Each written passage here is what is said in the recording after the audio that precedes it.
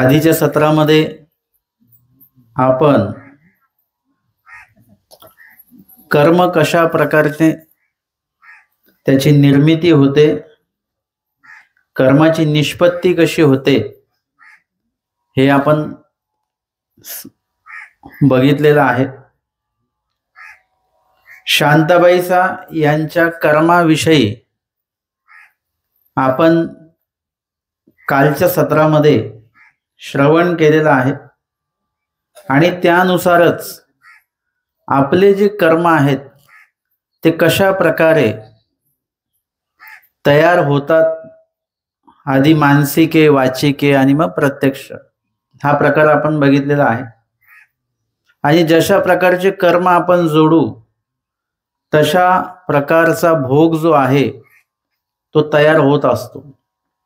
चांगले कर्म केले असतील तर सुखरूप जे काही भोग आहेत ते आपल्याला प्राप्त होतात, आणि जर का वाईट कर्म केले असतील तर पाप लागतं आणि पापामुळे दुःखरूप कर्म जे आहेत ते आपल्याला भोगायला प्राप्त होत असतात. आणि म्हणून जसे कर्म आले त्यामध्ये मनुष्य देह जे आहे ते आपल्याला जे प्राप्त होत असतं, या मनुष्य देहामध्ये हे कर्म जोडल्या जातात. इतर कुठल्याही देहात आपण गेलो, मुंगीच्या देहात गेलो तर तिथे कर्म निष्पत्ती नाही, नवीन कर्म जोडल्या जात नाही. जे जुनं जोडलेलं आहे तेच भोगायचं आहे. आपण झाडाच्या देहात गेलो, गवताच्या देहात गेलो, त्या कर्मफळात गेलो, पशु पक्ष्यांच्या कर्मफळात गेलो तर तिथे आपल्याला नवीन कर्म निष्पत्ती नाही, पण जे जुने जे काही भोग आहेत, सुखरूप आहे, दुःखरूप आहे, ते भोगावे लागतात. डोमेग्रामच्या लीळेमध्ये स्वामींनी 2 वृक्ष दाखवलेले आहेत. एक आधड तरु आहे आणि एक गांधिया हिवरू कथन. त्यामध्ये जे आधड तरु आहे ते कसं आहे, एका छोटीशी पहाडी सारखं आहे ते, आणि त्याच्यामध्येच ते झाड असं आडवं आलेलं आहे. झाड जर कसं जमिनीवर जसं आपण बघतो तसं आलं असेल तर ठीक आहे, त्याची ती पद्धती आहे तशाच प्रकारे उगवायची. परंतु ते खडकामध्ये आलेलं आहे, ते पण आडवं आहे असं हवेमध्ये. तर त्यामुळे काय आहे की जेव्हा हवा येणार, हिरवी हवा आली तर आपल्याला छान वाटतं की नाही, बरं वाटतं, झाडांची पानं हलतात वगैरे वगैरे. परंतु मुळात झाडांना किती त्रास होतो हे आपल्याला माहिती आहे का? आपल्याला साधारण कोणी धक्का जरी दिला तरी आपण लगेच भांडायला उठतो, है ना. इथे जेव्हा हवा येते त्यावेळी झाडांची पूर्ण फांद्या इकडचे तिकडे इकडचे तिकडे होतात. आता याचा त्रास होत असतो त्यांना, आपल्याला आनंद वाटत असतो, म्हणजे त्या नरक फळामध्ये सुद्धा परत त्यांना दुःख आहे, हे स्वामींनी दाखवून दिलेलं आहे. आता तिथं आधड तरु आहे म्हणजे एकदम हवेमध्येच आहे, आधार जो आहे तोही त्याला पक्का नाही आहे, म्हणजे इथे ते दुःख त्या झाडाला आहे. दुसरं झाड डोमेग्रामलाच आमच्या स्वामींनी दाखवलं की त्या झाडाला अशा गाठी गाठी आलेल्या होत्या. येतात ना काही लोकांना रक्ताच्या गाठी येतात, किंवा आपल्याला काही मच्छर वगैरे चावलं की लगेच तिथे छोटीशी गाठ तयार होऊन जाते तेवढ्या वेळापुरती. त्या अशा छोट्या मोठ्या गाठींचाही मुंगी जरी चावली असेल तरी त्याचं सुद्धा लगेच जखम तयार होते आपल्याला, आणि ते सुद्धा त्रासदायक असतं, वेदनादायक असतं. तर ते जे झाड दाखवलं स्वामींनी त्याला, तर आधीच ते नरक फळामध्ये आहे ते झाड, आणि त्याला परत गाठी गाठी आलेल्या आहेत, म्हणजे त्याला त्याच्यामध्ये दुःख आहे. एखाद्या रस्त्याच्या बाजूनी जे झाडं असतात, आपण असो ना की रस्त्याच्या बाजूनी झाडं असली पाहिजेत, चांगलं वाटतं प्रवासाला, परंतु त्या झाडांच्या आसपासनं जे काही वाहनं येतात जातात, सतत ती धूळ उडत राहते. तुम्ही हायवेच्या रस्त्याच्या बाजूला बसून बघा बरं, सतत येणारे वाहनांमुळे काय होतं, धूळ उडत राहते, त्रास होतो आपल्याला. तोच त्रास त्या झाडांना सुद्धा होतो. का होतो त्रास? आणि त्यांच्यामध्ये सुद्धा जीव आहे. ज्या ठिकाणी जीव आहे त्या ठिकाणी त्या कर्मफळामध्ये कुठल्या का असे ना तो, त्याला सुख आणि दुःख या दोन्ही गोष्टी आहे. झाडाला जेव्हा तुम्ही पाणी घालता तेव्हा त्याला सुख वाटतं. आणि ज्या ज्या प्राण्यांच्या बाबतीमध्ये आपण सुखरूप क्रिया केली त्या प्राण्यांना, त्या झाडांना सुखरूपता वाटत असते. आणि जर का त्या नरक फळामध्ये जाऊन परत जर का दुःखच भोगायचं, नरकच भोगायचं आहे, म्हणजे हे नरकाचे प्रकार असा आहे की तिथे भोग आहे, तो दुःखाचा भोग आहे किंवा सुखाचा भोग आहे. एखादं झाड असतं ते घरामध्ये चांगलं वाढवलेलं, खत पाणी सगळं त्याला दिलं जातं, त्याची निगा राखल्या जाते, म्हणजे ते लाडाचं झाड आहे. परंतु सगळ्याच झाडांचा असं लाड नसतो बरं का. लहानपणी एखाद्या झाडाचं खत पाणी सगळं देत असतो आपण, एकदा ते मोठं झाल्यानंतर मग त्याच्याकडे आपण फक्त त्याच्या सावलीचा, त्याच्या फळांचा उपभोग आपण घेत असतो. वांचून त्याला उन्हामध्ये उभं राहून किती त्रास होतो हे आपल्याला माहिती नाही. हा सगळा काय आहे? दुःखरूप कर्माचा भोग आहे, तो भोगायचा आहे. तसं आपल्याला जे मनुष्य देह मिळतं हे कशामुळे मिळतं? कधीतरी विचार केला का आपण? मनुष्य देह कशामुळे मिळालं? तर आपण कधीतरी मनुष्य देहात असताना दुसऱ्या एका मनुष्याला निर्हेतुक भोजन जे आहे त्याला दिलेलं आहे, पुण्य हेतूने भोजन दिलेलं आहे, आणि त्या बदल्यामध्ये हे मनुष्य देह प्राप्त झालेलं आहे. जे मनुष्य देह आपल्याला मिळतं ते फक्त त्यामध्ये 2 वेळेचं भोजन आपल्याला मिळेल एवढं आपण जोडलेलं असतं. आणि बाकीच्या सगळ्या ज्या गोष्टी आहेत मध्ये मध्ये आपल्याला मिळतात ते सर्व आपण भोग जोडलेला असतो, तो आपल्याला आधेमध्ये तो दिल्या जात असतो. म्हणजे जेवणामध्ये कसं असतं की डाळ भात भाजी चपाती मुख्य जेवण आहे, पण आधेमध्ये चटणी वाढल्या जातं, ठेचा वाढला जातो, पापड वाढलं जातं, है ना, हे आधेमध्ये वाढलं जातं. पण मुख्य जेवण काय आहे? ते आहे डाळ भात भाजी चपाती. तसं मुख्य जीवन आपलं एवढं आपण जोडलेलं आहे. आणि मध्ये मध्ये तुम्ही असे सहज चांगले असताना एकाएकी डोकं दुखायला लागतं, काही कारण नसताना. मग कसं काय डोकं दुखायला लागलं काय माहिती? म्हणजे हे काय दुःखरूप कर्माचा भोग सुरू झाला. आणि एकाएकी आपण चांगलं काहीतरी वातावरण घडतं की सहजपणे आपल्याला कुठून तरी द्रव्य प्राप्त होऊन जातं, काहीतरी आनंदाचे क्षण आपल्या जीवनामध्ये येतात. हे काय आहे? सुखरूप कर्माचा भोग जो आहे तो सुरू झाला आपला.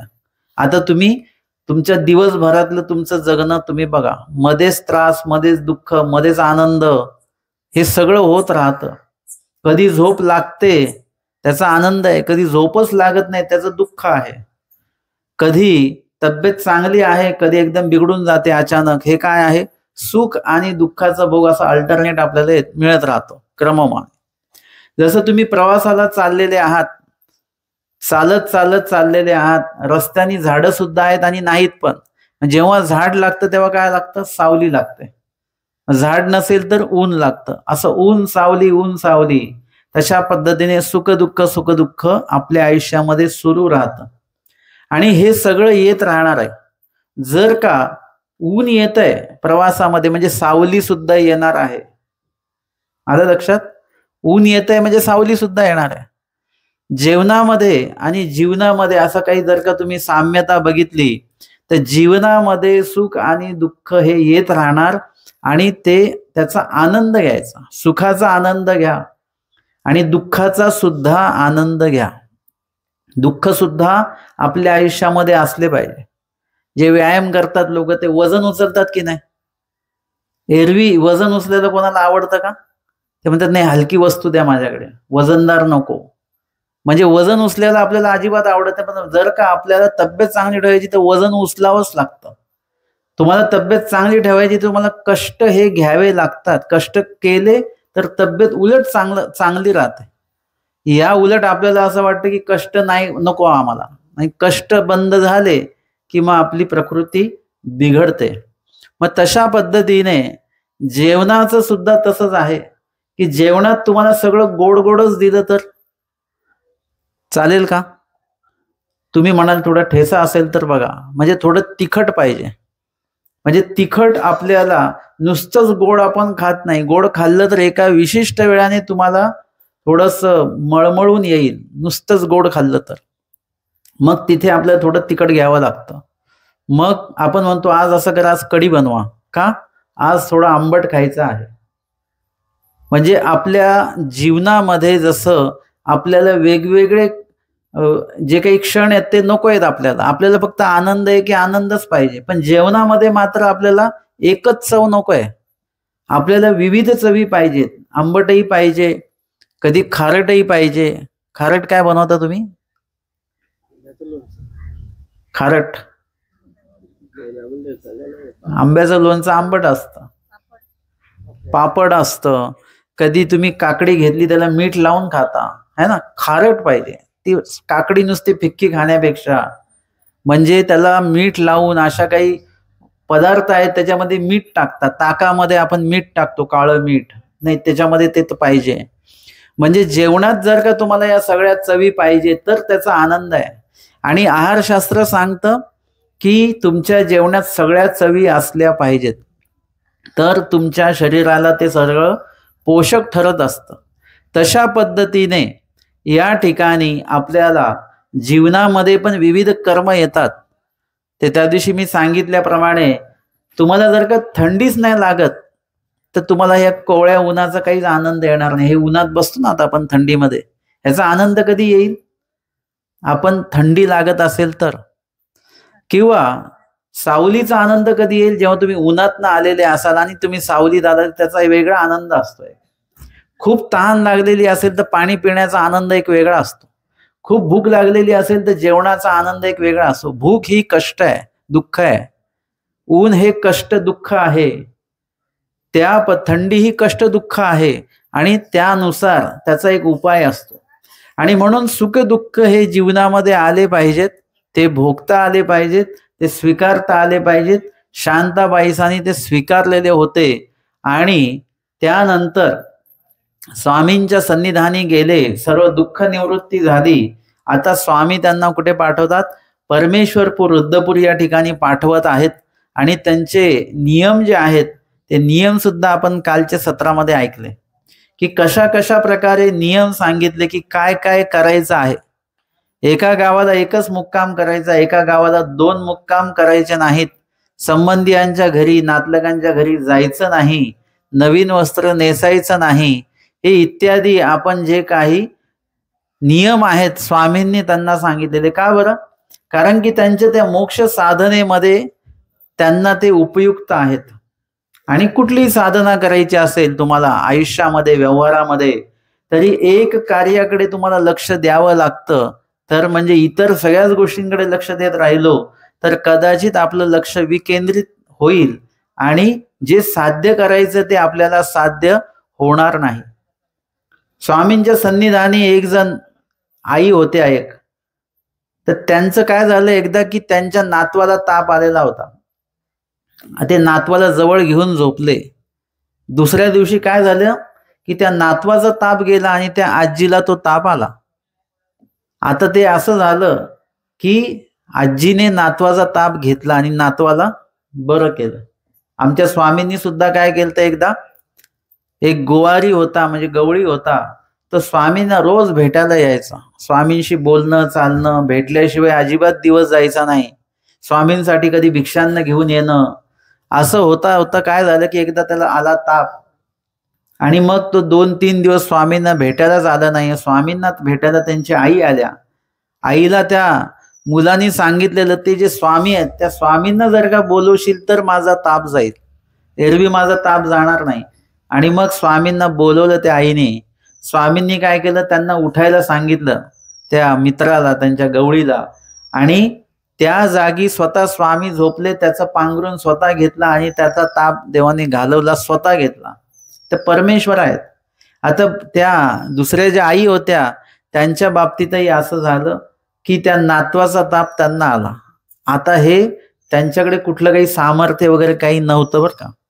परंतु असं असतं की कधी कधी ताप हा कुठल्या तरी थकव्यामुळे किंवा कुठल्या तरी एका कारणामुळे एका दिवसासाठी वगैरे येऊन जातो असं.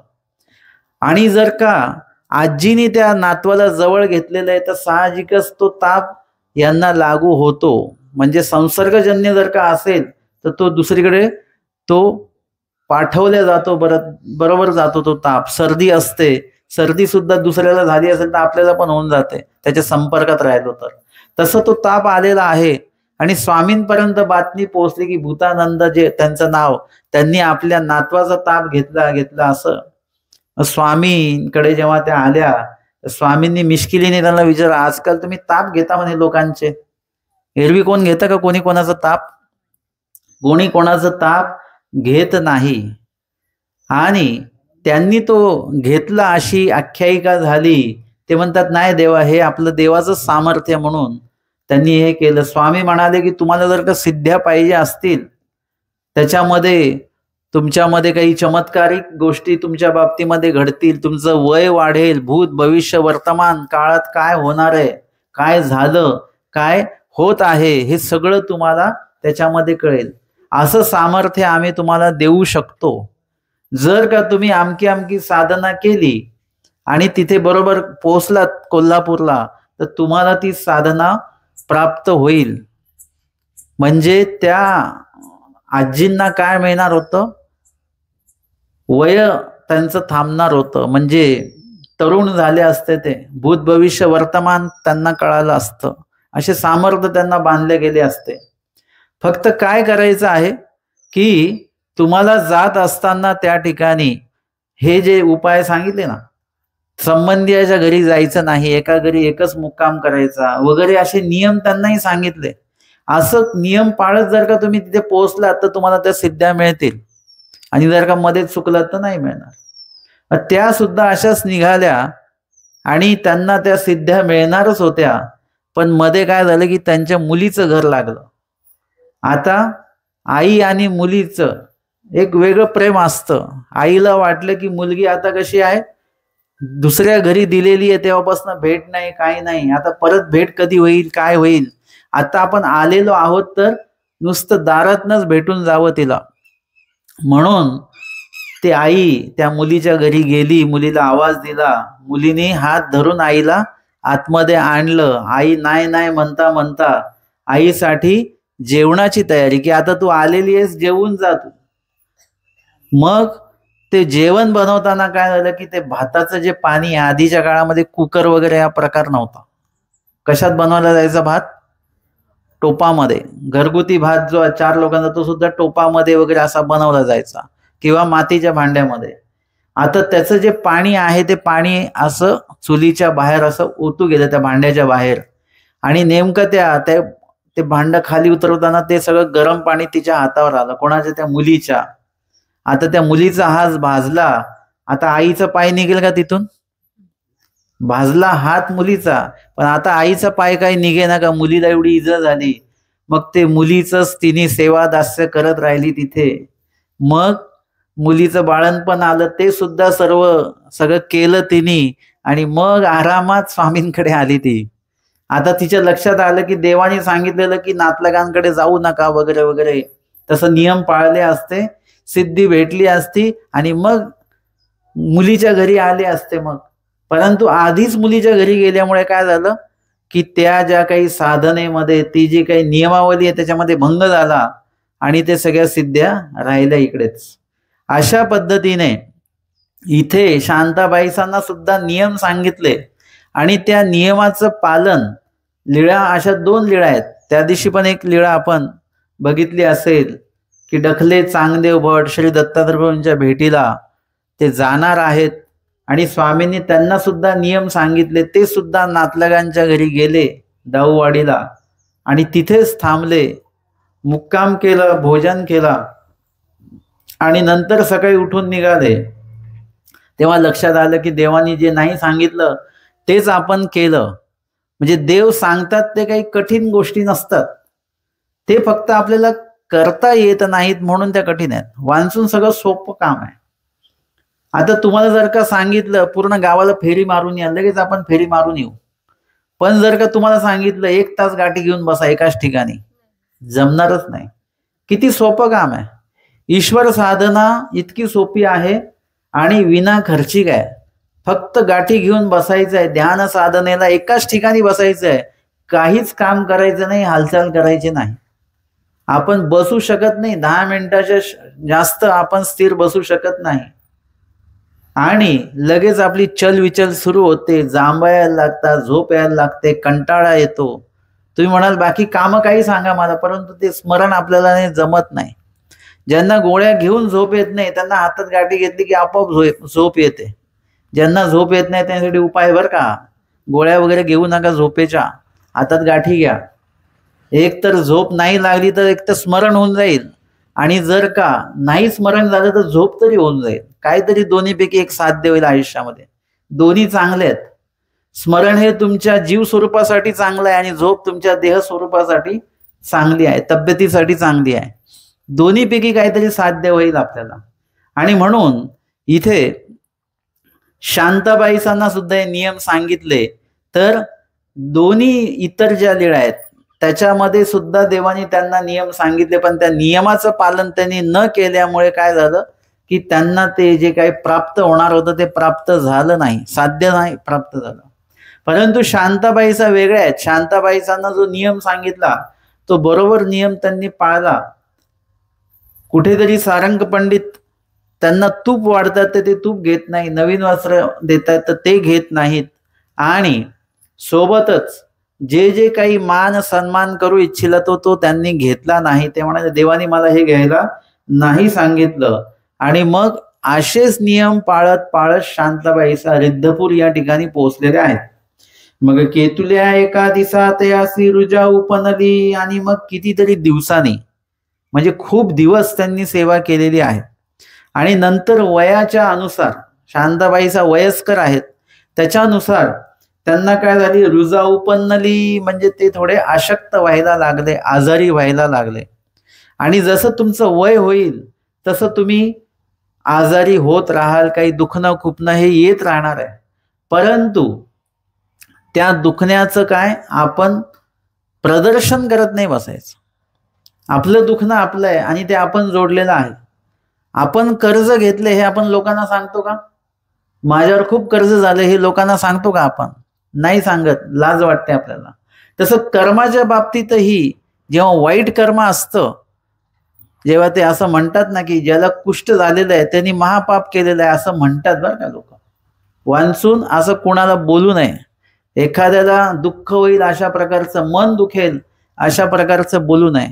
परंतु त्या व्यक्तीला असं वाटतं की नाही मी काहीतरी खूप कठोर असे काहीतरी कर्म केलेले जेणेकरून हा आजार मला झाला, म्हणजे ते सांगायला सुद्धा आपल्याला मग लाज वाटेल. तसं जे दुःख प्राप्त होतं म्हणजे ते दुःख आपण जोडलेलं आहे, वाईट कर्म आपण केलेलं आहे, पाप आपण जोडलेलं आहे, म्हणून इथे नरक आहे, दुःख आहे हे आपल्याला प्राप्त झालेलं आहे. तर ते तुमचं तो भोग तो तुम्ही तुमचाच भोगायचा आहे, तो कोणाला सांगायचा नाही. पगार सांगतात की लोक किती आहेत, आमच्याकडे सोनं किती लाखाचं आहे कोणी सांगतं का? कोणी सांगत नाही. सगळ्या गोष्टी आपण लपवून ठेवत असतो चांगल्या. म्हणजे जेव्हा आपण गरीब असतो, पैसे नसतात, तेव्हा आपल्याला लाज वाटत असते आपल्याला गरिबीची. आपण कोणापुढे जायला वगैरे असं लाजतो. कोणी आपल्याला गरीब म्हटलं तरी आपल्याला दुःख होतं. आता उलटी परिस्थिती होते नंतरच्या काळामध्ये. आपल्याकडे भरपूर पैसा येतो, मग त्यावेळेला पण लोक म्हणतात तुमच्याकडे भरपूर पैसा, आपण नाही बाबा आम्ही गरीब लोक आहे, है ना. जेव्हा लोक आपल्याला गरीब म्हणतात तेव्हा आपल्याला राग येतो, दुःख वाटतं, वाईट वाटतं. पण नंतरच्या काळात आपल्याकडे एवढा पैसा येतो तरी पण आपण म्हणतो नाही आम्ही बाबा छोटे लोक, आम्ही गरीब लोक. कारण आपल्याला माहिती आहे की आपल्या श्रीमंती लोकांना दाखवायची नाही. तसंच आपल्याला आपलं दुःख सुद्धा दाखवायचं नाही. आनंद जर का तुम्हाला दाखवायचा नाही तर दुःख सुद्धा दाखवायचं नाही, त्याचं प्रदर्शन करायचं नाही, लोकांना सांगत बसायचं नाही. तुम्ही तुमचं भोगत राहा. आणि त्याच्यामध्ये ध्यान चिंतन साधना जर का तुमची असेल तर तुम्हाला त्याचं दुःख सुद्धा जाणवणार नाही. निळवट्ट भांडारेकार जे आहेत स्वामींचं शयनासन टाकायला म्हणून गेले आणि तिथे असलेली जी इंगळी आहे ती इंगळी त्यांना चावली. इंगळी बघितली तुम्ही कधी? इंगळी बघितली का? हात वर करा बरं सगळ्यांनी, कोणी कोणी बघितली. अरे मागच्यांनी बघितली ना, एकदा इंगळी धरून हाना बरं इकडे. इंगळी म्हणजे विंचू बघितला ना तुम्ही? विंचूच मोठंच रूप असतं. आणि इंगळी बघितली, आम्ही वांबोरीला जेव्हा नवीन गेलो तेव्हा तिथे इंगळ्या निघायच्या, आता नंतर मग निघाल्या नाही त्या. पण ती इंगळी बघितल्यानंतर अंगाला काटा येतो. ती स्वतः काटा मारेल तर नंतरचा भाग आहे, पण तिला बघितल्यानंतर त्या इंगळीला एवढी भयानक असते. ती जर का चावली तर शक्यतो माणूस जातोच असं म्हणतात. त्याच्या वेदनाही तशाच असतात. मुंगीच्या वेदना आणि मच्छरच्या वेदना आपल्याला सहन होतात का? मग इंगळीच्या वेदना किती आहेत. ती इंगळी निळभट्ट भांडारेकरांना चावली आणि त्याच्या वेदना त्यांना व्हायला लागल्या. आता ज्याला विंचू चावलेला आहे वगैरे त्याला विचारा किती वेदना होत आहेत. तो म्हणेल खूप वेदना होत आहेत. तो म्हणेल खूप म्हणजे नेमके किती सांगू शकतो का आपण? तो सुद्धा सांगू शकत नाही. सांगितलं तरी आपल्याला समजणार नाही त्याला किती वेदना होत आहेत. आपल्याला वेदना होत आहेत तर आपल्याला किती वेदना होत आहेत हे आपण दुसऱ्याला सांगू शकत नाही. डोकं खूप दुखत आहे. किती खूप? खूप म्हणजे खूपच. म्हणजे त्याचं प्रमाण तुम्ही दाखवू शकत नाही. ताप मोजू शकतो आपण पण डोकेदुखी मोजता येत नाही. खरं डोकेदुखी आहे. म्हणजे या ठिकाणी दुःख तुम्ही एखाद्याला सांगितलं जरी तरी तो व्यक्ती तुमचं दुःख कमी नाही करू शकत. त्याचं प्रमाण जाणू शकत नाही. त्याचा उपाय त्याच्याकडे नाही आहे. आणि म्हणून इथे निळभट्ट भांडारेकरांनी सुद्धा काय केलेलं आहे, ती जी इंगळी चावली त्याच्या विष, त्याची बाधा जी आहे ती विष चढायला लागलं, वेदना व्हायला लागल्या. पण स्वामींना एकाही शब्दाने त्यांनी त्या वेदनेचा उल्लेख केलेला नाही. इंगळी चावली असंही सांगितलं नाही. आता जर का सेवा करतोय, सेवा करता करता आपल्या पायावर वीट पडली तर आपण सगळ्यांना सांगू माझ्या पायावर वीट पडली, वीट पडली, वीट पडली. काही जरी झालं, चटका लागला तरी आपण सगळ्यांना दाखवू की ते भांड उचलताना चटका लागला, चटका लागला. सगळीकडे प्रदर्शन आपलं चालतं. साधारण मुंगी चावली तरी आपण 10 लोकांना दाखवतो आम्हाला मुंगी चावली. म्हणजे आपल्याला आपल्या दुःखाचं प्रदर्शन करत असतो आपण. निळभट्टांनी कुठल्याही प्रकारची कसलीच वाच्यता केली नाही. फक्त देवाला म्हटलं की देवा मी तुमची स्तुती करू शकतो का? तुमचं स्मरण मी करू शकतो का? तुमचं चिंतन मी करू शकतो का? देवाकडे परवानगी मागितलेली आहे. आपण परवानगी मागतो का कधी? तुम्ही सहेतूक विडा ठेवायला जाता, देवाला परवानगी मागता का? मी सहेतूक विडा ठेवू शकतो का देवा? मी तुमच्याकडे अशा अशा प्रकारच्या वस्तूची मागणी करू शकतो का? विचारतो का आपण त्यांना? नाही विचारत. साधारण कुणाच्या घरी जायचं तर फोन करून विचारतो की तुम्ही घरी आहात का, किंवा मी आता फोनवर बोलू शकतो का तुमच्याशी. ही परवानगी आपण जीवाकडनं घेतो पण परमेश्वराकडनं आपण कधी परवानगी घेत नाही. निळभट्ट आहेत की त्यांनी परवानगी घेतली की तुमची स्तुती मी करू का? स्वामी म्हटले करा. पण त्यांनी एकाही शब्दाने किंवा एकाही अक्षराने देवाला म्हटलं नाही की मला इंगळी चावली, आणि ते सुद्धा तुमचं सेवादास्य करताना चावली. विशेषता अशी आहे की देवाचं सेवा करतानाच इंगळी चावलेली आहे. आपण असतो तर देवाशी भांडलो असतो आपण की देवा तुमचंच करताना, स्थान करताना मला ताप का येतो? काही लोक म्हणतात बा देवाचं साह्यच होत नाही मला, तीर्थ करायला गेलं की मी आजारी पडतो. म्हटलं हेच साह्य आहे. उलट देव तुमचे जे काही दुःखरूप भोग आहे ते भोगून टाकतायत, नासून टाकतायत ते पटापट. आई म्हणते ना मुलाला, त्याला ती भाजी आवडत नाही, आई मध्ये पटकन खाऊन घे, ती पहिलेच खाऊन घे, नंतर मग ते गोड पदार्थ नंतर खा. म्हणजे जे आहे ते संपवून टाका, जे दुःखरूप आहे ते संपवून टाका. म्हणजे आपली देवाकडे तक्रार आहे, निळभट्टांची तक्रार नाही आहे. कारण की तो जो दुःखरूप भोग आहे तो भोगून नासायचा. देव जर का समोर असतील तर काय उलट हरकतच नाही. उलट चांगलं, देवाच्या समोर तो भोग भोगणं उलट चांगलं आहे. आणि म्हणून इथे निळभट्ट भांडारेकर आमच्या स्वामींची स्तुती करतात, चिंतन करतात, त्याच्यामध्ये इतके मग्न होतात की काय होतं की हळूहळू त्या इंगळी दंशाच्या ज्या वेदना आहेत त्याची जाणीव नष्ट होते. मी असं म्हणतो बरं का, स्वामींनी दुःख कमी केलं नाही, त्यांचं दुःख तेवढंच आहे. निळभट्टांनी आनंद वाढवला. आलं लक्षात तुमच्या? दुःख कमी नाही करायचं आपल्याला, दुःख तेवढंच ते भोगून संपवायचंय आपल्याला. फक्त इथे आपल्याला काय करायचंय, आनंद वाढवून एवढा घ्यायचा की त्या दुःखाची जाणीव आपल्याला झाली नाही पाहिजे. आई जेव्हा मुलासाठी भाकरी बनवते तेव्हा आईच्या हाताला चटके लागतात. जी आई चुलीवर बनवते, जे चुलीचे विस्तव पण आहे वगैरे वगैरे, चटकेही लागतात. गरम गरम भाकरी अशी करा अशी करा.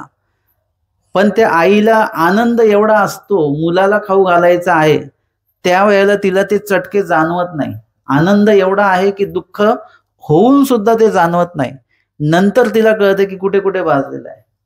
लहान मुलांचा खेळण्याचा आनंद एवढा असतो की ते खेळण्यामध्ये त्यांना अनेक ठिकाणी लागतं परंतु त्यांना माहिती नाही पडत. जेव्हा घरी आल्यानंतर हातपाय धुतात तेव्हा त्यांना लक्षात येतं इथे लागलं, इथे लागलं, इथे लागलं.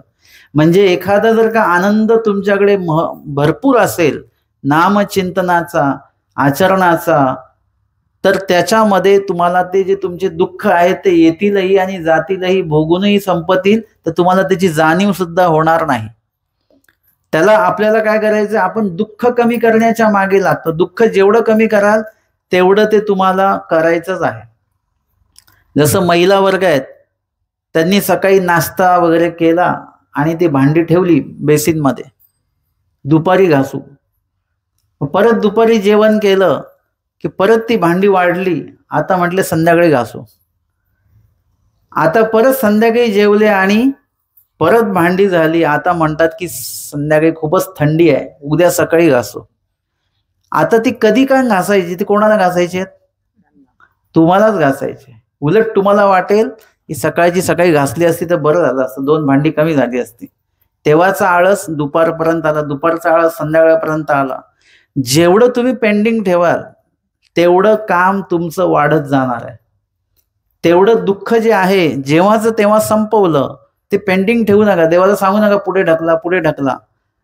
ते दुःख भोगून ते संपवायचे आहेत. नीळभट्टांनी ते दुःख भोगून संपवलंय. आपण दुःख कमी करण्याच्या मागे लागतो. दुःख कमीच करू नका. ते दुःख भोगत असताना आनंद जो आहे तो आनंद तुम्ही त्याच्यामध्ये काय करा, वाढवा. त्या आनंदात इतर कुठल्या तरी गोष्टीचा आधार घेऊन तो आनंद तुम्ही तुमचा वाढवा. जसं प्रवासात कंटाळा आला, लोक काय करतात, कानात हेडफोन लावून काहीतरी गाणी ऐकतात वगैरे. काय करतात, प्रवास बंद केला का त्यांनी? प्रवासातला त्रास बंद नाही केला, तो त्रास तसाच आहे. परंतु जी गाडीची खडखड खडखड आवाज येते ते काय केलं, संगीत ऐकत बसले. त्याच्यामुळे काय झालं, तो प्रवास कसा झाला वगैरे लक्षात नाही आलं. ते तशा पद्धतीने एखाद्या जर का शरबतामध्ये किंवा एखाद्या चहाचा कप आहे, त्याच्यात 1 चमचा साखर टाकायची आहे, म्हणजे तो चहा बरोबर गोड होतो. तुम्ही त्याच्यात 10 चमचे साखर टाकली, आता किती गोड होईल तो चहा? पिऊ शकतं का कोणी? नाही पिऊ शकत. आता त्यातली साखर तुम्ही काढू शकता का? आता त्यातली साखर म्हणजे दुःख आहे. ते जर का एवढा गोड चहा पिला तर कदाचित चक्कर पण येऊ शकते बरं का, इतकं गोड खाल्ल्यानंतर. किंवा त्याचा त्रासही होईल, मळमळ सुद्धा होईल. आता साखर काढू शकता का त्याच्यातली तुम्ही? साखर म्हणजे दुःख आहे. साखर काढू नका. त्याच्यात काय करा, अजून दूध टाका. किती? एका कपाला 1 चमचा साखर लागते आणि आता 10 चमचे साखर टाकली. आता किती दूध टाकावं लागेल? किती कप? बघा, गणिताचा क्लास सुरू झाला आपला. किती? 9 कप टाकावे लागेल. 1 कप ऑलरेडी आपल्याकडे आहे, म्हणजे 9 कप त्याच्यामध्ये दूध टाकलं किंवा 12 कप टाकलं तर काय होती, साखर बॅलन्स होईल. साखर काढली का तुम्ही त्यातली? साखर काढलीच नाही. त्याच्यात दूध रूपी आनंद ओतला, त्या साखरेचं प्रमाण एकदम बरोबर होऊन गेलेलं आहे. आता तसं दुःख कमी करू नका. दुःखामध्ये आनंद होता, ते आपोआप त्याच्यामध्ये बरोबर होऊन जातं. लक्षात घ्या, निरूपणाच्या माध्यमातून मी अनेक ठिकाणी जातो. सगळ्याच ठिकाणी माझ्या मनासारखी सोय असते अशातला भाग नाही बरं का. माझ्या मनासारखं जेवण असतं असं पण नाही. परंतु मी हे एक लक्षात घेते, स्वीकारलेलं आहे की आपल्याला अनेक ठिकाणी जायचं आहे, तर अनेक ठिकाणी वेगवेगळ्या पद्धतीचं भोजन असेल. मी विदर्भात गेलो तर वेगळं जेवण, इकडे मराठवाड्यात गेलो तर वेगळं जेवण असतं, इकडे खानदेशमध्ये गेलो तर वेगळं जेवण असतं. तर हे सगळं आहे, वातावरण वेगळं, पाणी वेगळं, हे सगळं आहे. तर मी ते स्वीकारलेलं आहे की आपण जिथे जाणार तिथल्यासारखं भोजन करायचं. तिथे असं नाही म्हणायचं की मला हेच पाहिजे किंवा तेच पाहिजे. जसं आहे तसं भोजन ते स्वीकारायचं. त्यांची पद्धत काय आहे ती भाजी बनवण्याची, तशीच भाजी आपण खायची. तिथलं व्यवस्था कशी आहे राहण्याची, तिथे ऍडजस्ट करून घ्यायचं आपण. आपल्याला सगळीकडे ऍडजस्ट होता आलं पाहिजे. आणि त्याच्यामुळे मला कुठेही गेलो तरी मला त्याचा त्रास होत नाही. मला काही लोक बोलतात तुम्ही मुंबईचे, तुम्ही का राहतो? मी कारण मी स्वतःला ऍडजस्ट करतो. त्याच्यामुळे मला कुठेही जायचा कसलाच त्रास नसतो आणि काही खाण्याचा कुठलाही त्रास नसतो. जे आहे, जेवढं आहे, जसं आहे तसं मी ग्रहण करतो. म्हणजे हे मला स्वीकारावं लागलं तेव्हा ही माझी निरूपण साधना माझी सलगपणे सुरू आहे बरं का. नाहीतर मग मी म्हटलं असतं नाही नाही बाबा, मी इकडे सावरगावला मी येऊ शकत नाही, तुम्ही वाशिमला निरोपण घ्या, तिथे मी येईन, म्हणजे असं झालं असतं. याही पेक्षा खेडेगावांमध्ये मी गेलेलो आहे, याही पेक्षा. सावरगाव तर खूप चांगलं म्हणजे खेडेगाव असं नाही आहे, याही पेक्षा जे खेडेगाव आहे तिथे मी गेलेलो आहे. परंतु तिथे स्वतःला जोपर्यंत मी ऍडजस्ट करत नाही तोपर्यंत मला आनंद येणार नाही. आणि म्हणून हा आनंद आपल्याला, म्हणजे आता फक्त मी तुम्हाला सांगतो असं नाही, हे मी का सांगितलं माझं, तुम्हाला असं वाटेल बाबा स्वतः नुसतं आम्हाला सांगायचं काम करतायत, तसं नाही. हे स्वतः मी अनुभवतोय, स्वतः मी ते स्वीकारतो आहे, मग मी तुम्हाला सांगतो आहे की मला लक्षात आलं की ऍडजस्ट केलं तर होऊ शकतं. आमच्या स्वामींनी वचन सांगितलं, जीव जैसा संगी ठेवीजे तैसा ठाके. तुम्ही जसा संग कराल तसे तुम्ही होऊन जाता आपोआप, तुम्हाला सवय लागते. आपण सुरुवातीला नाही म्हणतो, आम्हाला नाही सवय, परंतु तुम्ही 2 दिवस 3 दिवस बघा, तुम्हाला ती सवय लागते. पदयात्रेत जायला लोक नाही म्हणतात, थोडी थंडी आणि चालायचं आहे वगैरे वगैरे, पण ते जर का 2-3 दिवस पदयात्रेत सहभागी झाले की मग ते पूर्ण जेवढी पदयात्रा तेवढं चालतातच, पण ती पुढची पदयात्रा कधी येते ते पण विचारतात. पहिल्या दिवशी ते नाही म्हटले चालायला, पण नंतरच्या ह्याच्यामध्ये त्यांना त्या पदयात्रेचा आनंद यायला लागला, चालायचा आनंद यायला लागला. चालताना थंडी लागते, एका विशिष्ट वेळाने घाम यायला लागतो थंडीमध्ये, चालून चालून स्वेटर घातलेलं काढलं जातं, त्रास होतो, थंडीचाही त्रास होतो, उष्णतेचाही त्रास होतो, चालण्याचाही त्रास होतो, तरी सुद्धा मात्र पदयात्रेत यायची आवड वाढते. का बरं? का त्याचा आनंद जोपर्यंत तुम्ही घेत नाही तोपर्यंत तुम्हाला लक्षातच येणार नाही याच्यामध्ये आनंद किती येतो. म्हणून तुम्ही काय करा, प्रत्येक गोष्टीला असं नाही म्हणण्यापेक्षा, माझ्याकडे शिष्य आहे छोटा, म्हणजे आता 2-3 वर्षाचा असतापासून तो माझ्याकडे आहे, 3 वर्षाचा असतापासून समजा. तर त्याला जर का आम्ही म्हटलं की बाबा ही भाजी खाणार का, नाही, नाही मग खा, म्हणजे त्याला वाढायचं. त्यांनी नाही म्हटलं की ते त्याला वाढायचीच, खाऊन बघ. मग ते खाऊन बघितली की त्याला चांगलं लागायचं. मग त्याला जेव्हा तूप वाढत होतो आम्ही, तूप खाणार का, नको नको तूप नको, नको मग घेत. मग ते घेतल्यानंतर त्याला ते आवडायला लागलं. अशा पद्धतीने आता त्याला ही सवय लागली की नवीन कुठलाही पदार्थ तो स्वतः नाही म्हणत नाही, तो घेतो, थोडं का होईना घेतो, आणि मग खाल्ल्यानंतर त्याच्या लक्षात येतं की नाही हे चांगलं लागतंय. तसं आपल्याकडे गोड घास येऊ नाही तर कडू घास येऊ, तो खाऊन बघा. गोड घास असेल तर जिभेला आनंद होईल, आणि कडू घास असेल तर आपल्या प्रकृतीला आनंद होईल की काहीतरी कडू सुद्धा आलेलं आहे, ते तब्येतीसाठी चांगलं असतं.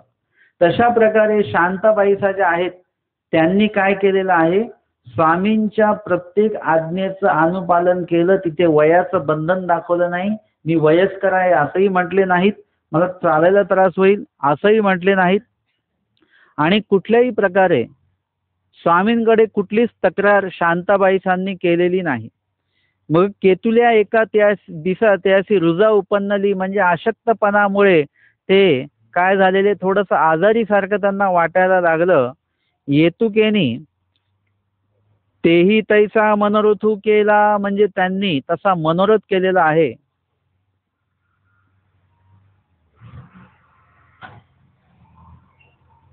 कशा प्रकारचा मनोरथ केला, जे ऐसा समय येई येती का, म्हणजे माझी मुलगी जी आहे एकाईसा, ती कुठे आहे, स्वामींच्या सन्निधानी आहे. जर का मला असा त्रास होतो आहे, मग माझ्या या त्रासाची सेवा कोणाला करावी लागेल, इथे श्री प्रभूंच्या सेवेसाठी जे लोक आहेत, जी भक्त मंडळी आहेत, त्यांना माझी सेवा करावी लागेल. आणि हे लोक कोण आहेत, सगळे देवाची सेवा करणारे लोक आहेत. यांना आपली सेवा घडावी आणि त्याच्यामुळे आपल्यालाच दोष लागेल, म्हणून त्यांना असं वाटलं की या वेळेला जर का माझी मुलगी एकाईसा जर का माझ्या जवळ असती तर काय झालं असतं, तिने माझी सेवा केली असती, म्हणजे इतर कोणालाही माझी सेवा घडता कामा नये असं बोलल्या जातं. जाणकार लोक काय म्हणतात, माझी सेवा कोणाला घडली नाही पाहिजे, म्हणजे कुठली सेवा, शेवटी आपण पूर्ण खूप म्हातारे झालो वगैरे सगळं जागेवरच होतं, तशी सेवा माझी कोणाला घडता कामा नये, मी त्याच्या आधीच गेलो पाहिजे, सुखसुखीमध्ये असताना चालता बोलता आपण गेलो पाहिजे, असं जाणकार लोकांचं म्हणणं आहे. अज्ञान लोकांना वाटतं जगत राहावं, जगतच राहावं. ते एकदम पूर्ण म्हातारे होतात. बिछाण्यावर त्यांना म्हटलं आजी संन्यास घ्यायचा का, आजोबा पण बरं का त्याच्यात. ते म्हणतात की नाही नाही अजून नाही घ्यायचा, अजून जगायचंच आहे जगायचंच आहे. परंतु जाणकार व्यक्ती म्हणतो नाही, आत्ता लवकरात लवकर जेवढं गेलो चालता फिरता आपला त्रास कुणाला होता कामा नये. आपण गेल्यानंतर लोकांनी म्हटलं पाहिजे की ते गेले परंतु कोणाला त्रास न देता गेले. अशा प्रकारचे उल्लेख आपल्या बाबतीमध्ये झाले पाहिजेत. अर्थातच शांताबाईसांना वाटलं की आपला त्रास इथे कोणाला होता कामा नये. सगळेजण श्रीप्रभूंच्या सेवेअर्थी या ठिकाणी उपस्थित होतात. तिथे आपली सेवा त्यांना घडावी एवढ्या योग्यतेचे आपण नाही. म्हणून माझी जर का मुलगी आली तर काय होईल, तर ती माझी सेवा करेल. मग सर्वज्ञ काही साथे म्हणितले हा मनोरथ, हा मनामध्ये उल्लेख झाला. कुणाला? शांताबाईंना. कुठे? रिद्धपूरला. स्वामी इकडे आहेत. स्वामींनी त्यांचा तो मनोरथ जाणला आणि आमचे स्वामी एकाईसांना म्हणतात, बाई तुमची मातेची रुजा उपनली असे ती तुमची वाट पाहते असते. ते म्हणतात की तुमच्या आईला अशक्तपणा आलेला आहे, काही आजारी आहेत तुमच्या आई आणि त्या तुमची वाट बघत आहेत. तुम्हाला ते अपेक्षित आहे त्यांना की तुम्ही तिथे उपस्थित व्हावं. पण ते काही पटकन कळवता येतं का?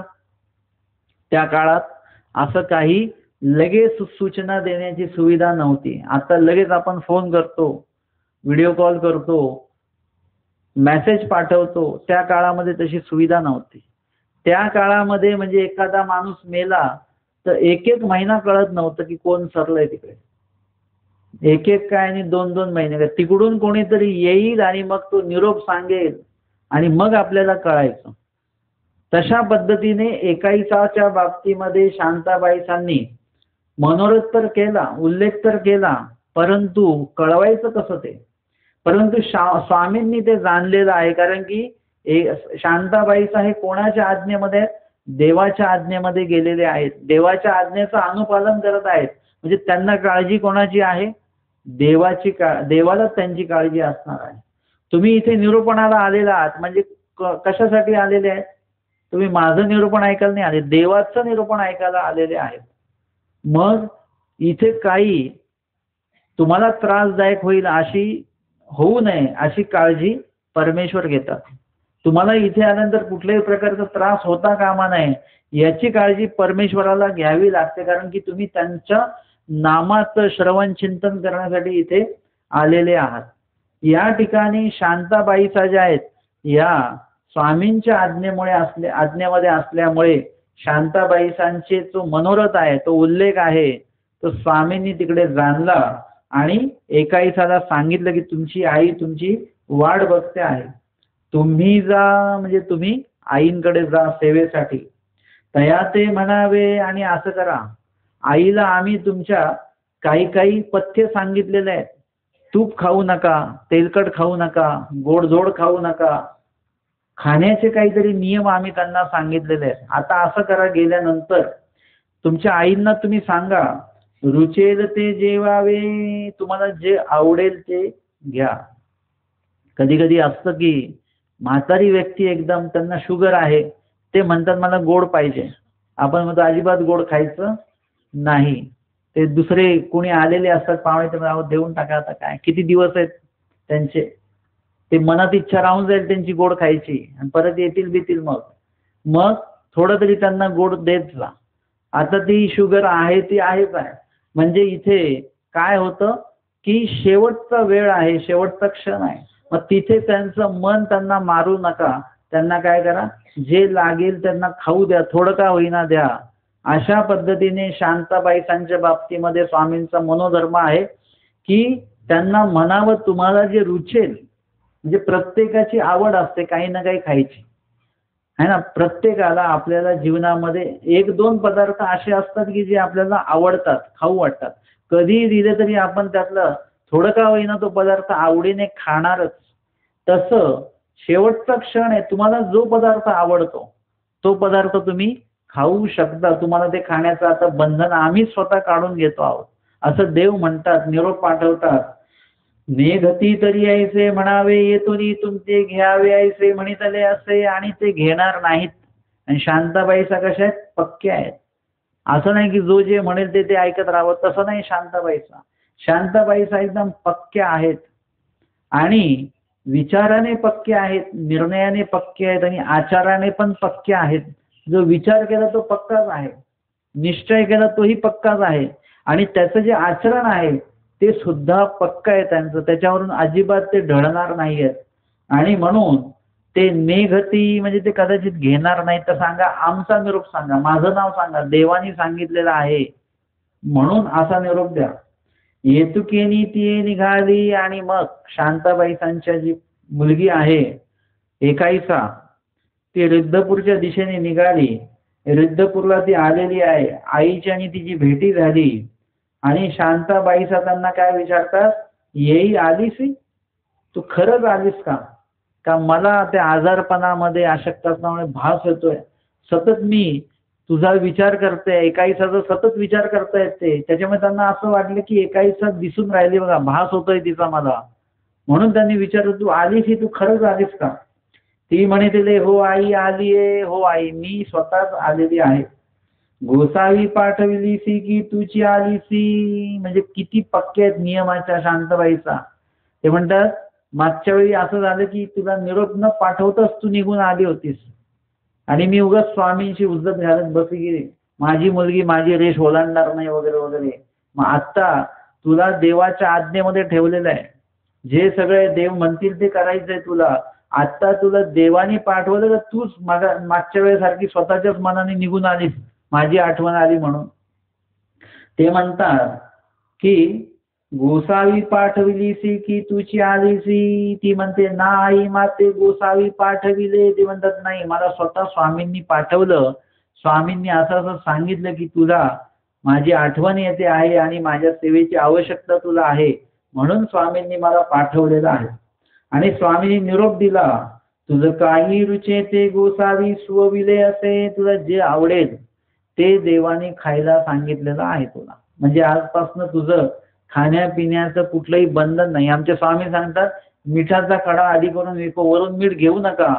आणि कधी कधी आपल्याला अपेक्षित असतं बरं का, काही काही गोष्टींवर मीठ घेणं, जसं दही असेल, त्याच्यानंतर काही काकडी वगैरे आपण खातो, त्याच्यावर असं मीठ घेणं आपल्याला अपेक्षित असतं. पण नंतर लक्षात येतं की नको, डॉक्टरांनी नाही सांगितलं. तसं शांताबाईंना वाटत असेल की देवानी नाही सांगितलंय, आपल्याला आवडतं पण देवानी नाही सांगितलं म्हणून खायचं नाही. नियम पालन सगळं चालू आहे त्यांचं. पण आता ते म्हणतात की देवानी तुला आवडेल ते खायला सांगितलेलं आहे. तेव्हा शांताबाईचा त्यांना उत्तर देते मुलीला, येई मज श्री चक्रधरा वांचुनी आणि काहीची न रुचे. ते म्हणतात, आता मला श्री चक्रधरा वांचून म्हणजे देवाशिवाय आता मला काहीच आवडत नाही. म्हणजे तुमची आवड जी आहे ती प्रत्येक वेळी अशी काय होते, बदलत असते. तुमचं जसं वय बदलतं तसं तुमच्या आवडी बदलतात, तुमच्या सवयी बदलतात. लहानपणामध्ये आता नाही का इथे मुलं असतात, ते दंडवत नाही करत, तर त्यांना आपल्याला काय द्यावं लागतं, मग बाबा चॉकलेट देतील वगैरे, हे देतील ते देतील असं त्यांना सांगावं लागतं.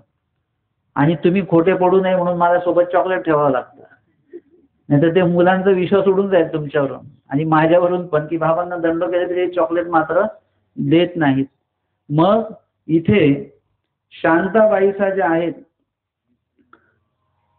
त्यांना आता देवाशिवाय काही आवडत नाहीये. म्हणजे लहानपणी आपल्याला चॉकलेट आवडते, एक विशिष्ट वय झाल्यानंतर आता तुमच्याकडे पैसे पण आहेत आणि जे पाहिजे ते खाऊ तुम्ही विकत घेऊन खाऊ शकता. आता तुम्ही घेता का खाऊ काही?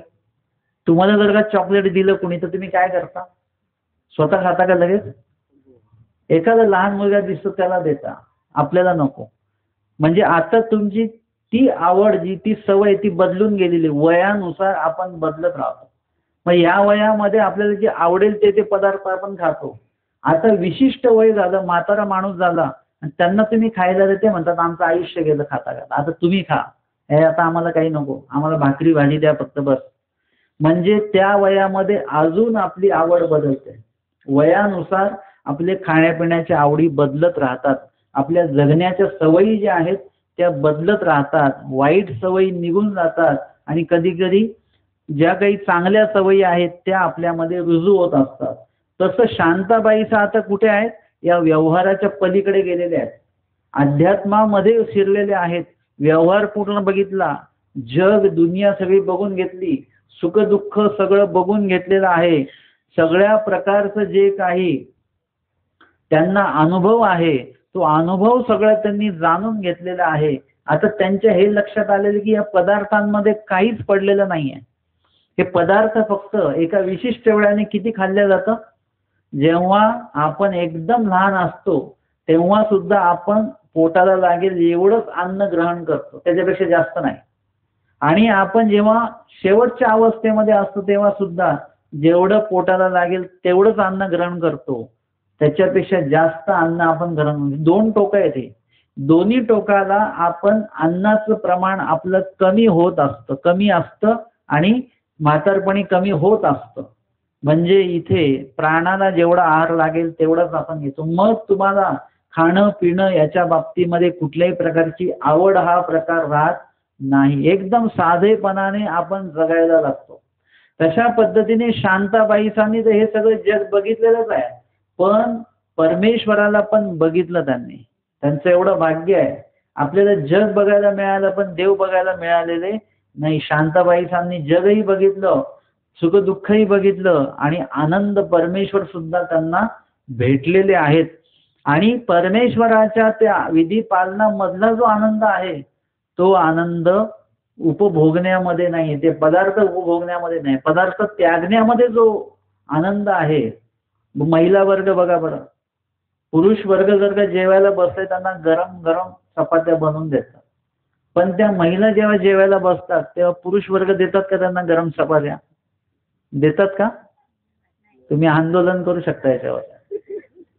म्हणजे महिला वर्गामध्ये तो त्याग भाव असतो. त्यांना जर का म्हटलं का हो तुम्ही आम्हाला गरम गरम चपाती दी, तुम्हाला नाही समजत नाही बाबा, आम्हाला काही आवश्यकता नाही. त्यांचा तो भाव आहे की आपण जे द्यायचंय ते चांगलं द्यायचं आहे, भोजन चांगलं द्यायचं आहे, उत्तम प्रकारचं द्यायचं आहे. आपल्याला शिळं भेटले तरी चालेल. कधी कधी मुख्य पदार्थ संपून जातो, भाजी संपून जाते, ती महिला आपलं कशासोबत तरी चपाती खाऊन मोकळी होते. म्हणजे हे काय आहे, तो त्याग भाव आहे की उपभोगण्यापेक्षा खाण्यापेक्षा इतरांना वाढण्यामध्ये जो आनंद आहे तो स्वतः खाण्यामध्ये अजिबात नाही. मग ती उष्णता असो काही असो, तिथे उभं राहून तो स्वयंपाक तयार करायचा, तो वाढायचा, आग्रह करायचा आणि उत्तम प्रकारचा आग्रह करायचा. म्हणजे हे काय देण्याचा भाव, त्याचा जो आनंद आहे तो स्वतः खाण्यामध्ये नाही. तुम्ही एरवी स्वतः कितीही गरम चपाती बनवून खा, तुम्हाला तो वैयक्तिक आनंद होईल, परंतु त्याचा आनंद तुम्हाला वाटणार नाही. पण 4 लोकांना जेव्हा तुम्ही वाढता त्यावेळी त्याचा आनंद वेगळा असतो. त्याग भाव एका विशिष्ट वेळाने, एका विशिष्ट वयाने, एका विशिष्ट साधनेनंतर तुमच्यामध्ये हा भाव तयार होतो की स्वतः ते अनुभवण्यापेक्षा इतरांना आपण आनंद दिला पाहिजे, इतरांना ती वस्तू दिली पाहिजे. त्यागात शांती, म्हणजे त्यागामध्ये जो आनंद आहे तो वैयक्तिक भोगामध्ये तो आनंद नाही. आणि म्हणून शांताबाईसांचं याच्यावरून सगळ्यांचं मन तर निघून गेलेलंच आहे त्या पदार्थातनं, पण अध्यात्माची आवड एवढी लागलेली आहे की ते पदार्थाचं मूल्य त्यांना आता कळालंय. पदार्थांसाठी जगायचं नाहीये, जगण्यासाठीच फक्त पदार्थ आपल्या पोटामध्ये गेले पाहिजेत, एवढंच अन्न खाल्लं पाहिजे. आहारशास्त्र पण तेच सांगतं. चक्रधर स्वामींनी पण तेच सांगितलं की प्राणालाच आहार द्या, इंद्रियांना देऊ नका. मग आपल्याला अन्नाचं जे काही मूल्य आणि अन्नाचं प्रमाण हे एवढं जरी आयुष्यामध्ये कळालं तरी आपली प्रकृती चांगली राहणार आहे. आपल्याला अन्नाचं प्रमाण कळत नाही, किती खायचंय, किती जेवायचंय, कधी जेवायचंय आणि कुठल्या वेळामध्ये काय खायचंय, आता हे दरबंद राहिलेले नाहीये. आणि तो जो विधी आहे तो शांताबाईसांना देवानी सांगितलेला आहे, त्यांच्या प्रकृती अनुरूप सांगितलेला आहे. त्यांना त्रासदायक होईल असं नाही सांगितलं. आणि त्याचा जेव्हा ते आनंद घ्यायला लागले, त्या विधी नियमाचा, आहारावर नियंत्रण आणण्याचं त्यांनी जेव्हा पालन सुरू केलं त्यावेळेला त्यांच्या लक्षात आलं की अरे हे आपला आहार आहे आणि त्याचा तो आनंद ते घेत आहेत. आणि तो आनंद घेता घेता काय आहे, प्रत्येक वेळी देवाचं नाव आहे. देवानी मला हे नाही सांगितलं, देवानी मला हे करायला सांगितलं, देवानी मला ते करायला नाही सांगितलं, देवानी मला हे खायला नाही सांगितलं, देवानी मला हे खायला सांगितलं. म्हणजे शांताबाईसांच्या प्रत्येक उठण्या बसण्या बोलण्यामध्ये काय आहे, देवाचंच नाव आहे, देवाचंच नाव आहे. त्याच्यामुळे काय झालं की इतकं वातावरण ईश्वरमय वातावरण त्यांच्या अंतःकरणामध्ये तयार झालं की आता देवाशिवाय काही रुचतच नाही त्यांना. जे सांगितलं ते देवाचंच ऐकायचं, देवाचंच हे करायचं. आणि म्हणून ते म्हणतात मज श्री चक्रधरा वांचुनी काहीच रुचत नाही. जसं आता तुम्हाला निरूपणाला यायची सवय लागली, आता निरूपणाचा जेव्हा समारोप होईल तेव्हा तुम्हाला घरी असं करमेन असं होईल. काही लोकांना निरूपणात करमत नाही, परंतु निरूपणाची जर का सवय लागली तर तुम्हाला घरी करमणार नाही. आता तुम्ही म्हणाल उद्या परवापासून आम्हाला एकदम सुनं सुनं वाटायला लागेल. म्हणजे काय आहे, मज काहीची न रुचे. मग त्यांनी सांगितलं का 7 वाजता तुमची ती मालिका लागते ना, आणि निरूपण पण 7च आहे ना, म्हणूनच आम्ही 7चा टाइम ठेवलेला आहे. तर तुम्हाला काय होईल की सुरुवातीला ती मालिका सोडू वाटणार नाही है ना. आणि आत्ता तुम्हाला काय होईल, याची सवय जर का लागली तर आता मालिकेमध्ये 2-3 दिवस तुमचं मनच नाही लागणार. म्हणजे ती सवय तुम्हाला लागली आणि तुमच्या लक्षात आलं खरी गरज आपल्याला निरूपणाची आहे, त्या गोष्टींची नाही. त्याच्यामध्ये पण काय दाखवलेलं आहे, अध्यात्म आहे काय त्या मालिकेमध्ये काही. त्याच्यामध्ये तर भांडणच दाखवतात, हे यांच्याशी भांडते ते त्यांच्याशी भांड. एका घरी मी गेलो, तिथे चालू होती मालिका. आता नॉर्मली असं असतं की आम्ही गेलो की लोक टीव्ही बंद करून टाकतात. म्हणजे आपलं जाणं असं असलं पाहिजे की ते टीव्ही किंवा सिनेमाचे गाणे असतील तर ते बंद झाले पाहिजे तिथे. आता त्यांनी काही टीव्ही बंद केला नाही, परंतु उलट त्यांनी निरूपण सुरू केलं की बाबा ही जी बाई आहे, ही तिची सासू आहे, ही तिला खूप त्रास देते, ही त्यांचं हे ते त्यांचं आहे वगैरे वगैरे. म्हटलं ताई, म्हटलं मला वैयक्तिक जीवनातलेच नाते लक्षात येत नाही, कोण काय ते सांगतात ते हे अमके आहेत हे तमके आहेत, ते मालिकेतले नाते पण मला कळणार नाहीत. ते काही सांगू नका मला, मी आजच्या दिवसच फक्त मालिका दिसते, उद्या थोडीच मालिका बघायला भेटणार आहे. म्हणजे त्यामध्ये काय आहे, त्यांनी त्याच्यामध्ये तेच सांगितलं की हे यांना छळ करतात, ते त्यांना त्रास देतात वगैरे वगैरे. अहो म्हटलं इथे पण तेच आहे, वैयक्तिक घरामध्ये पण तेच आहे. वेगळेपणा काय, आपल्याला काहीतरी वेगळेपणा पाहिजे की नाही, आनंद पाहिजे की नाही. मग तो आनंद त्या मालिकेमध्ये नाहीये, या निरूपणामध्ये आहे, ज्याच्यामध्ये तुम्हाला एक आत्मिक समाधान आहे. कुठलं टेन्शन आहे का इथे, काही वाद भांडण आहे का इथे, काहीच नाही, शांतता आहे. आणि देवाचं ऐकतायत, त्याच्यामध्ये तुमचा वेळ उपयोगी पडतो आहे. म्हणजे या गोष्टीमध्ये आपलं मन रममान झालं पाहिजे. शांताबाईसांचं एवढे दिवस तेच सुरू होतं. मुलीचं, दोन्ही मुलींचं दुःख आहे, मुलगा गेल्याचं दुःख, पती गेल्याचं दुःख, प्रॉपर्टी गेल्याचं दुःख, जीव द्यायचा आता तो विचार, हे सगळे भांडण तंटेच सुरू आहेत मनामध्ये, विचारांशी, नियतीशी, हे सगळं चालू आहे. सुख हा प्रकारच नाही आहे. पण जेव्हा अध्यात्माचा संपर्क झाला, देवाच्या संपर्कात गेले, देवाच्या वचनाचं अनुपालन केलं, त्या वेळेला जे अनुभवाला आलं तेव्हा लक्षात आलं हे आयुष्यामध्ये कधीच अनुभवलं नाही आपण, हे आयुष्यामध्ये कधीच त्याचा आनंद घेतला नाही, सर नुसतं दुःख दुःख दुःख हेच चालू होतं. मग आजचा तो अनुभव भेटलेला आहे. मग लक्षात आलं की जीवन जगायचं कशासाठी आहे आणि कशा प्रकारे जगायचं आहे आणि जीवनामध्ये उतरवायचं नेमकं काय आहे, या 2-4 गोष्टी त्यांच्या लक्षात आल्या. आणि मग ते म्हणतात आता मला देवाशिवाय काही आवडत नाही. भूक लागली तर फक्त भूक जाईपर्यंत अन्न खायचं आणि जे अन्न आहे ते खाऊन घ्यायचं, तेच गोड मानायचं, परत ईश्वर चिंतनामध्ये सुरू आहे.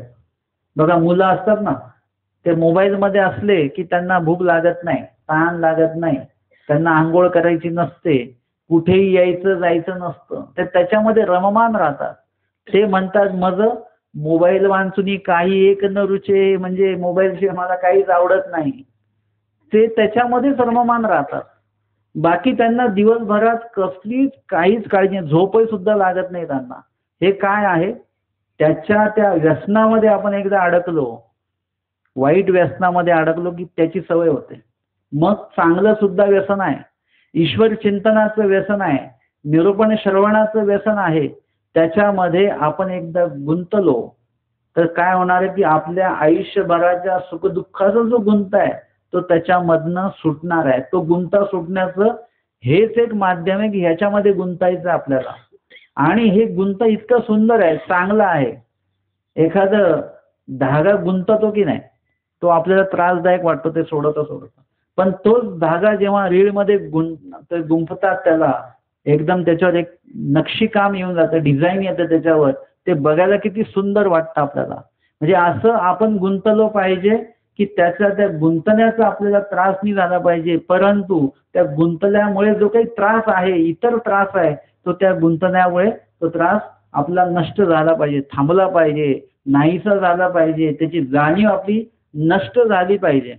अशा पद्धतीने या ठिकाणी शांताबाईसा ज्या आहेत त्या शांताबाईसांनी म्हटलं की मला आता देवाशिवाय इतर कुठल्याही वस्तूंमध्ये, पदार्थांमध्ये कुठल्याही प्रकारची रुची नाही, असं इतके महत्वपूर्ण निश्चयात्मक उद्गार जे आहेत ते शांताबाईसांनी आपल्या मुलीसमोर बोलून दाखवलेले आहेत. या संदर्भातलं पुढील जे काही काय घडणार आहे या लीळेमध्ये, हे संदर्भातला जो विषय आहे तो आपण संध्याकाळच्या सत्रामध्ये बघणार आहोत. दंडवत हो.